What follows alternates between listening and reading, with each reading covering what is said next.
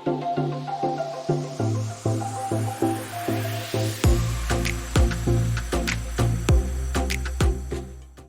guys, thanks for joining me here again today at Kaylee's Corner. I had another dream that I wanted to go ahead and share with you guys. This one's actually a little bit more intense, a little bit heavier, a little bit more weight to it, but I really feel like I can't stop thinking about it. And usually when that happens, that tends to be the Lord keep reminding me that I really need to share this, and that it's for more than just me, because I can really feel the weight behind it, and I don't feel that release. I don't feel the relief until I say it out loud and record it and share it with the world and share it with other people. So I feel like this is definitely one of those words where I would highly, highly encourage you to take it back to the Lord in your own prayer time, in your own quiet time, and just ask Him specifically about it. Obviously, this is my own interpretations and what I feel like the Lord was speaking to me specifically, but I do know that we all prophesy in part, so this is only a piece of the entire picture. It makes somewhat sense to me because I have been hearing a lot of other people talking about similar things, and I feel like the Lord has been confirming these things to me separately.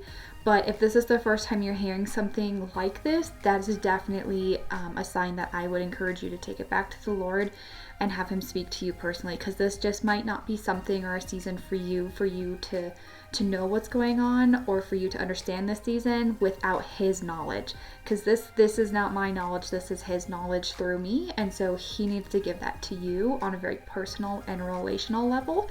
So I just want to go ahead and preface it with that I only know and prophesy in part, and this is a dream, and I am a human, and I am still learning as I'm going and understanding this gift that the Lord has given me. But I did want to go ahead and share it because I do feel like it's very heavy and very weighty, and I really want to be able to share it with other people. And I would encourage you guys all to pray on it and intercede on this as well, and really just bring it back to the Lord and pray for His guidance through it. Because obviously we don't wish these types of things to happen, even though He is wanting to bring justice, and I agree with that, and I agree with the righteous hand of God, and Him bringing justice to our world and to our nation. We do not wish calamity on anybody. So obviously I just want you guys to know where my heart is in this, and that you would see God's heart in this, and understand that for yourself and in a very personal way. So now that I've go ahead and preface it with all of that, it is a very, very lengthy word and a very lengthy dream, and I have it all listed up here on my computer, so I'm probably going to be reading through it and sharing the best that I can. So I guess just let's go ahead and get started, and I pray that the Holy Spirit would speak to you, and that you would get your own revelation as we go through it, and that maybe it would even spark more dreams and more understanding for you. And feel free to share anything that you might get on your own time or in your own life that could maybe help this make sense, or get the bigger picture. So let's go ahead and get started. So in this dream, it was an intense dream, and I remember waking up feeling just like very overwhelmed with it, and so I sat with it for most of the morning, really asking the Lord what in the world is going on. And so I'm just going to go ahead and read through the dream first, and then kind of go through at least the revelation that I feel like I received from it. So in this dream, it was all about like this big battle, like this almost like a war, but I could only see like a very small portion of it. It was a bunch of troops like in a valley right next to like a harbor, or like where a bunch of ships would be coming in off of the ocean, and so it was just a bunch of soldiers and like this big battle going on on this beach and in this valley, and then there was just a ton of just like intenseness. Like I wasn't there to see like the blood and gore of the battle, but I could just feel like this intense like heaviness of going on, and it reminded me a lot of like what we've seen in like documentaries from like the Revolutionary War and like those older wars, those older battles with like the older weapons, and the ships that I saw like out in the water, out in the open ocean or the sea.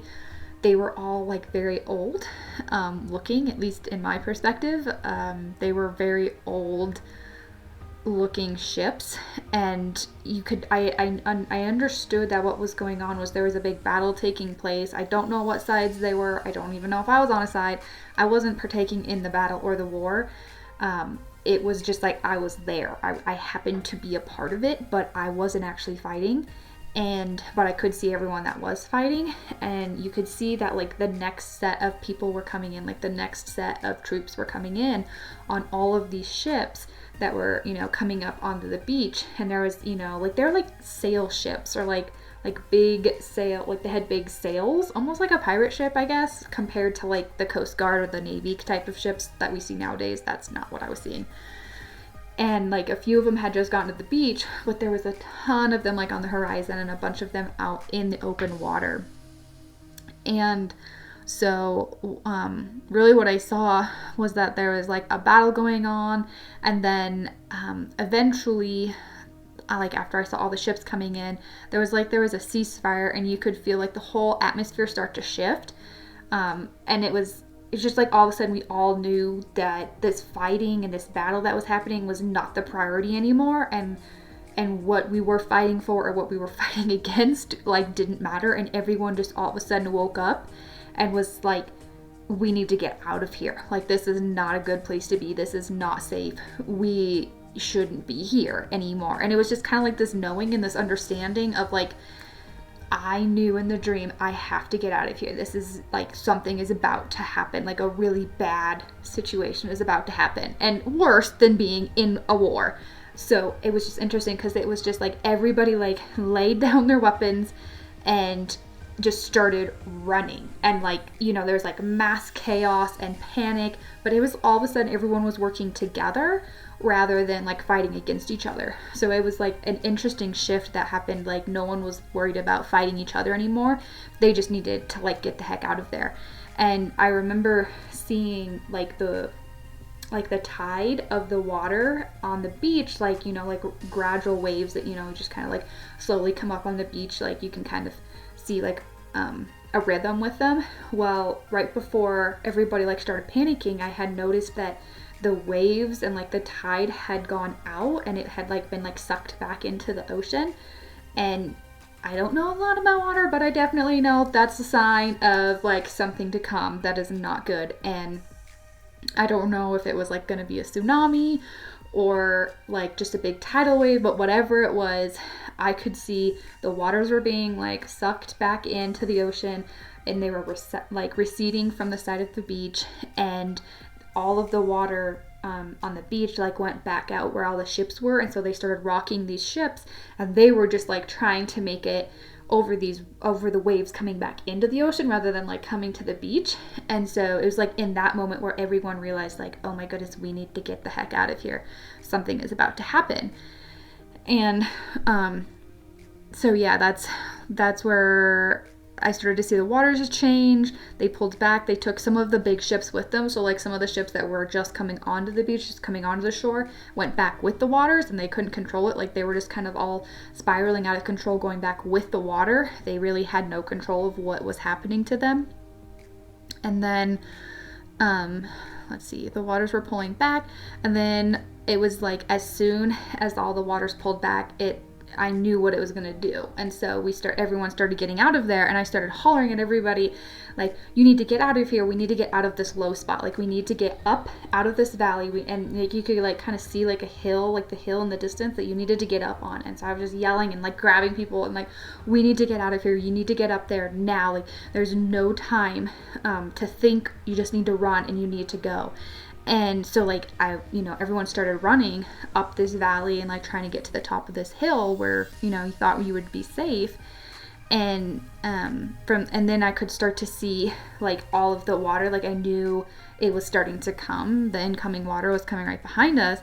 But it was interesting because even though like everyone stopped fighting, they weren't all concerned. There was definitely a good amount of people that were concerned, and they were like fleeing with me, but like the average amount of people there didn't really seem to be concerned at all. They were just happy to not be fighting anymore. And so I just had to like kind of leave them behind and be like, well, I'm getting out of here, and whoever's coming with me, like, then we need to go. But that was interesting that there was quite a few people that just had no intention of leaving, and they weren't trying to protect themselves or trying to leave or flee or anything at all.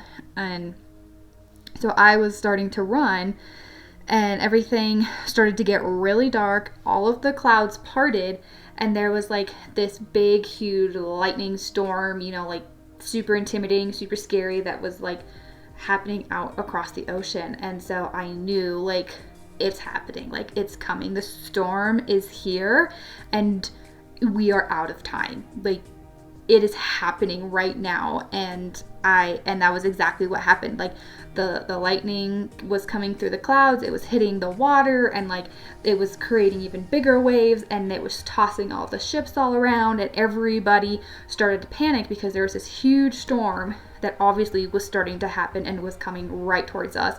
And it was like a hurricane, I guess. I don't know, I'm not really on the coast, so I don't really know all of those terms, but I guess like a hurricane / tornado above the water sort of thing. But it was like carrying the waves to the shore at the same time. But I said, what the strange thing is right before everything started to freak out, it was like everything slowed down for a second. And like as I saw all of the water being sucked back and all of these ships going back, and like right before all the clouds parted and the storm came, it was like it was like slow-mo, and everything got really quiet, and I just was looking at the shore of the water, I guess, on the beach, and all of a sudden I saw this one mama duck, and she had 3 little ducklings with her. And I don't know why. Obviously it was important for the dream, but it was like I knew exactly, like I knew in my spirit from that moment, like I knew there was going to be 3 storms, or like 3 tidal waves, because there was 3 little ducklings.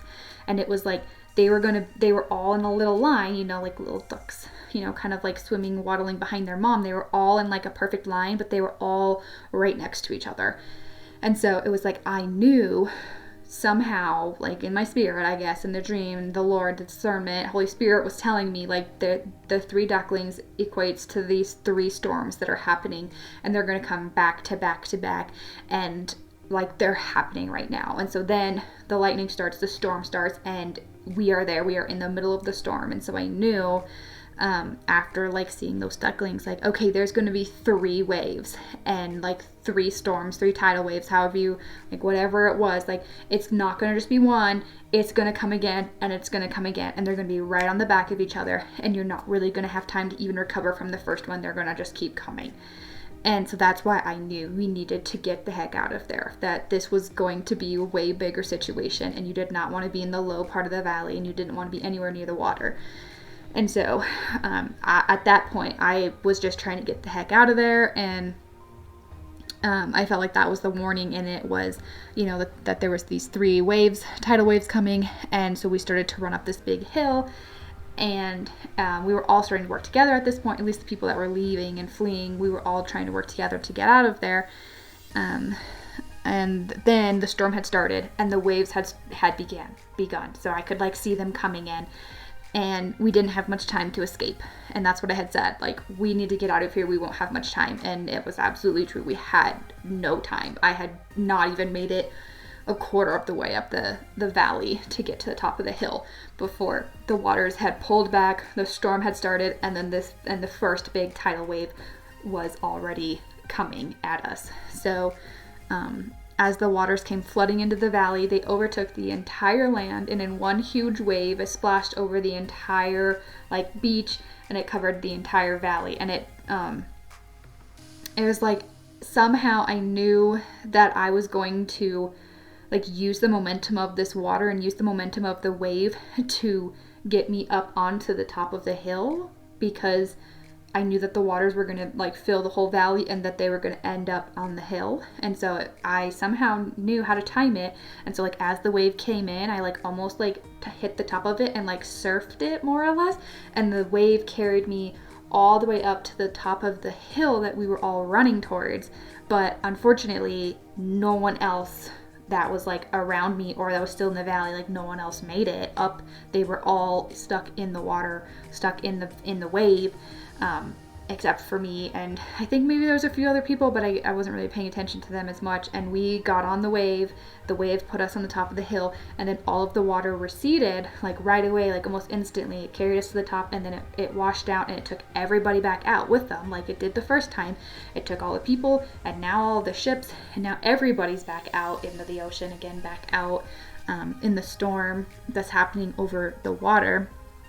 But it carried me to the top of this hill, so I was safe. But I knew that was only the first wave. That was like the first tidal wave, and that I knew there was going to be 2 more coming. So I didn't wait. I just kept running. And I looked back. I saw there was a bunch of people that were stuck in the wave, but I knew the next wave was coming, and there was no time to waste. So I told everyone that had made it up to the hill, because some people had made it up there even before me. I had told them like, we're not going to make it. There's not enough time. There's another wave right behind this one. And so, and it was like, as soon as I was saying that, like I had barely started running again. And this time, like I could see that there was, we were in the valley where we had originally started, where the battle was. And then there was this hill, and then there was like another level above this hill, above the valley. Then there was like this big city, but it was like they had this like big, huge wall, like this, this like brick concrete wall all the way around the city. And so we were still at the top of the hill, and I knew like we need to get to the city. Now we need to get inside of the walls of the city to be safe. And so that's where we were all starting to run to. And again, like the next wave didn't even like touch at all. It just kind of went straight over where it was, and then it just came straight into where the hill was.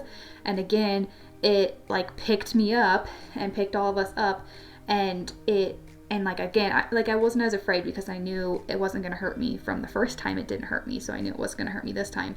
So it picked me up and it carried me right to the city wall. But the difference is it was like, as it like hit the wall, and then I jumped into the city, like over the wall sort of thing. And then I knew like what the goal of this water was going to be, was it was going to break down these walls. Like it was going to break down these city walls, and then it was going to flood this entire city. But that second wave, the wall was enough to stop it. And so we made it in, and the wave carried me into the city. I jumped on the wall, I jumped over the wall, and then the second wave had receded and had gone back out, done the exact same thing, took everybody that didn't make it inside of the city walls and the valley, took all of them with them all the way back out into the water, all the way back out to the sea. And then the storm was still happening, growing, brewing, getting even bigger. That then the next wave, I knew was going to be the biggest one yet. And again, like we weren't going to have much time for that one either, because there was, it was just happening so quickly. And so I had gotten inside of the city wall, and then I just started like going from like door to door to door, and was just yelling like, everybody get out, like we have to get out right now, like the floods are coming, it's going to take down the walls, it's going to take down the city. And so there was a good amount of people that were in the streets, and so we all just started running, and we're like trying to get out of like closest to the wall. We were trying to get to the inner part of the city. And so it was, I was already in the streets running and yelling and trying to warn everybody that the flood was coming and that the walls weren't going to hold. Some people listened. Obviously, some people still didn't listen. That was kind of the root cause of all of these things. It's like some people just weren't listening and they weren't trying to escape. But somehow I knew the entire time I was going to be safe, because every single time that the flood waters was taking everybody else out, like it wasn't taking me out, it was actually taking me closer and closer to my destination, and it was like keeping me safe and keeping me protected to get to where I needed to get to. So it didn't actually finish the dream. It didn't give me like the last wave, even though like I woke up from the dream knowing that's like what was coming next, like that was what was to come. And that's why I woke up with so much anxiety, I think, and like so much intense weight on me, is because it was like I knew I had like barely escaped death like twice, and I knew it was coming for like this third time, because I knew there was going to be another wave coming. And this time it was going to be breaking down all of these walls of the city and taking the city. And so I was scared for myself, but more scared for everyone that wasn't listening and not getting out of the city in time. So that was pretty much the gist of the dream that I at least wrote down and documented as much as I could. Yeah, I think that was most of it. And so anyways, yeah, I know I've been rambling for a very long time, so I should probably wrap this up. But I really felt like the weight of this word, like the weight of this dream, is all about that there's a storm coming. And I feel like when I was praying into it and really asking the Lord, is this to come? Is this already happening? Where are we at? What am I supposed to do? Are we supposed to prepare? Like really asking him and seeking wisdom and discernment, and like, why are you giving this to me if there's nothing I can do? Or like, what are you telling me this, like, what is the reason of this? What is the purpose of this? And I really felt like God was saying, like, the storm has already begun. The storm is already started, and we've already seen the first wave. He's not specifically giving me like details pertaining to that or our nation, or if it's a world event. I'm not really sure, but I do believe that we have already seen the first wave happen, and we are within like the time frame of the second wave happening. When I'm recording this right now, I really feel like we are experiencing the second wave right now. And that we will then be coming up on the third wave here almost immediately after, like back to back to back of all of these big world events, or at least in the United States, that we're seeing happen are big signs from the Lord to pay attention to and to be aware of. What is he saying, and what does this mean, and what does this mean for us? And so I feel like God was showing me that, at least specifically in this dream, I feel like I was representative of his children, and I was representative of like everyone that knows and loves and has accepted him into their heart and is following him. I feel like it's more than just his church. I feel like these are like any one of his children that knows him and loves him and is like pursuing a relationship with him, even if you're not going to church. Like you have a relationship with the Lord. I feel like that is kind of who I was representing in this dream. And so I really feel like he was showing me that the waters were helping his children, that they would keep us safe, and they would expand us, and they would get us where we needed to go, while also keeping us safe in the process. Because the process of what the waters were doing was his judgment, and he's bringing justice to everyone else at the same time. So it was like this storm was destructive to a certain set of people, to a certain part of the world. It was destructive, and it was judgment, and he is bringing justice in those waters. But at the same time, it's not that for everybody. For the people that know him, for the people that are with him and in his family and that know him, it is actually protection, and it is increase, and it is more than just a doom and gloom type of word or type of situation. This is righting wrongs. This is like creating balance again, that what was all of the evil that was going on and none of the good that was happening, none of the good was being seen. I feel like it's creating balance again, where it's like he is bringing back some justice and knocking down that evil and bringing up his good, bringing up his light, so that they're more balanced, and that it's not so out of whack with everything evil and everything dark that's been going on. He wants to bring his love and his light and his peace back into our world, back into our nation. And so yes, the water was both good and evil. It brought fruitfulness and reward and increase to everyone that was able to use it and be protected in the midst of it, but it also brought death and destruction and lack for everybody else that was ignoring it and not listening and wasn't doing anything about it.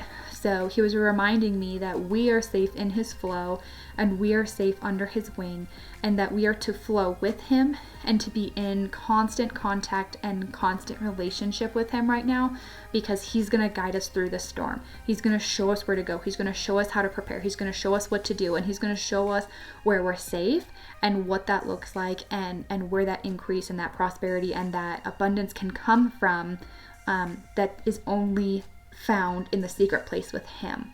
And only he will reveal those secrets to his children. And it's only going to come by pursuing him and pursuing his relationship with him and reading your word and worshiping him and just getting close and quiet with him. It's not going to come from the world. It's going to come from within you and come in with your relationship with him. And so that's where those specifics are going to come from. I don't feel like I have specifics for, what this looks like or anything like that, because that is where your personal relationship comes in. What is he telling you to do? Where is he leading your family? What is he telling you to do? I don't know those things. I know what he's telling me to do, but I can't speak to everybody else. But this is a word to remind you how absolutely important it is to be in relation with him and to pursue him and to be asking him these questions. This might look like quitting a job that you've been in forever, or finding a new career, or moving, or maybe it's relational and there's some people that shouldn't be in your life anymore. Maybe it's going back to school. Maybe it's starting a business. Maybe it's trying something new. I don't know, but these are like real world examples of what this could look like for you and for your family or for anyone around you. That just because it looks like a physical storm in my dream, I don't know if that means that's what it's going to be, but it could be any sort of storm. It could be economic, it could be finances, it could be health, it could be anything. I don't know what it is exactly, but I know there's a storm coming. I know there's a lot of destruction that we have already seen happening in our physical world right now. And that's why I really feel like we should be interceding and praying and asking for the Lord that he would show us how to weather this storm and what that looks like, and that's not forever. It's just it's for a season, and it's his wisdom and his discernment, and that his children will be protected by him, and that we will receive increase while the darkness and the evil of the world is ruined, and that he brings justice to all areas of our world, all areas of our nation, and that he brings justice to the enemy, that everything that the enemy has perverted and corrupted, like that God will bring justice and balance to all of those areas. And that we release it into his hands. It's whatever he chooses. I am not God. I am not here to play God. I am not here to decide. I don't want anyone to perish. I don't want anybody to experience any of these things, but I am not God, and I don't get to decide these things, but I can pray, and you can pray, and we can intercede, and we can ask the Lord for his wisdom and his guidance and his discernment. So I know this is a heavy word, and that's why I keep saying, like, take it back to the Lord and see what he says to you personally, and just be aware, that we don't fight against flesh and blood, that we do fight against the darkness. We do fight against the principalities and rulers of darkness, and that it's not people that we are fighting against, and that in this dream we actually all came together and wanted to survive, and we wanted to get back to safety, and that's really all that mattered when push came to shove, that we don't need to be fighting. We don't need to have all of this division. And I just really feel like the Lord is, he is righting a lot of those wrongs. He's righting a lot of wrongs and bringing justice and bringing balance back into our crazy, crazy world. And however he chooses to do that, all I can do is ask him and seek his face and seek his heart for what that looks like for us personally. But I do feel like I wanted to end this with Psalms 91, because I really feel like that was the passage and the verse that he has been highlighting to me for a long time. And if you're not familiar with Psalms 91, it is fabulous, and I would encourage you to read that over yourself and your family. Definitely right now, if you can read it over every day or every few days, just keep it on your mind, keep it in your heart, that this is the word of God and this is truth and this is what he says. So In Psalms 91, this is the easy to read version. It says, "You can go to God Most High to hide. You can go to the God All-Powerful for protection. And I say to the Lord, you are my place of safety. You are my fortress. My God, I trust in you. God will save you from hidden dangers and from deadly diseases. You can go to him for protection. He will cover you like a bird spreading its wings over its babies. You can trust him to surround and protect you like a shield. You will have nothing to fear at night and no need to be afraid of an enemy arrow during the day. You will have no fear of diseases that come in the dark or terrible suffering that comes at noon. 1,000 people may fall dead at your side or 10,000 right beside you, but nothing bad will happen to you. All you will have to do is watch, and you will see that the wicked are punished. You trust in the Lord for protection. You have made God Most High your place of safety, so nothing bad will happen to you. No diseases will come near your home, for he will command his angels to protect you wherever you go. Their hands will catch you so that you will not hit your foot on a rock. You will have power to trample on lions and poisonous snakes. For the Lord says, if someone trusts me, I will save them.